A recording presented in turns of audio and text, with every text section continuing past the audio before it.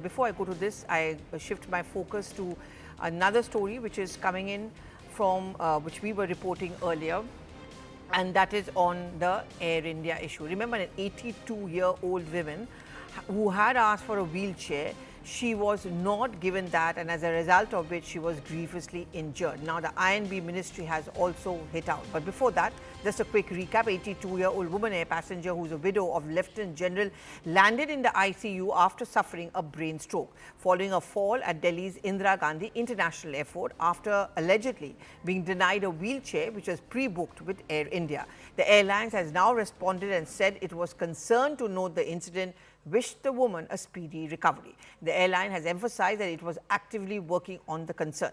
Now, on 4th of March, the victim was scheduled to fly to Bengaluru. She waited for an hour outside the airport for a wheelchair.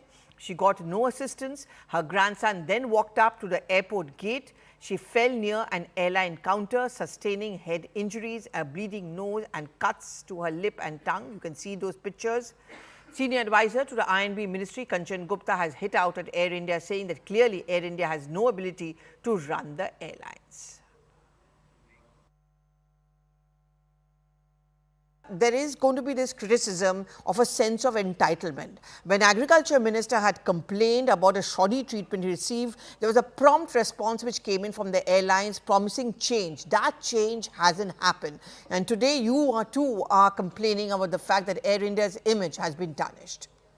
This 82-year-old widow of a much decorated war veteran, her granddaughter has only mentioned that bit as an introduction to this passenger.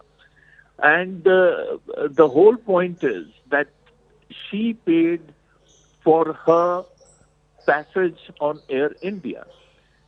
And she was entitled to the services for which she had paid for.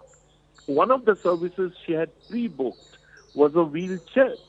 And Air India was obliged, it was obligated to provide her with the wheelchair, because they were not doing her a favor, they were not doing the country and God any favor.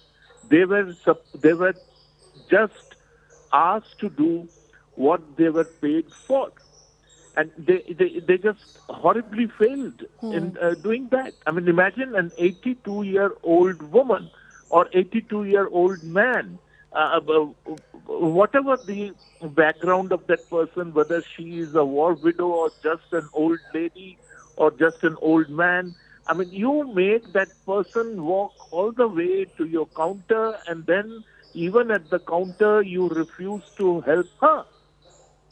This is your ground staff. I mean, and this is Air India. The government of India privatized Air India not for this. Government of India privatized Air India to improve services. They were assured that services would improve. It was presumed that once it went back to the parent company, that is Tata's, the services would improve, the airline would turn around, that services would be more professional.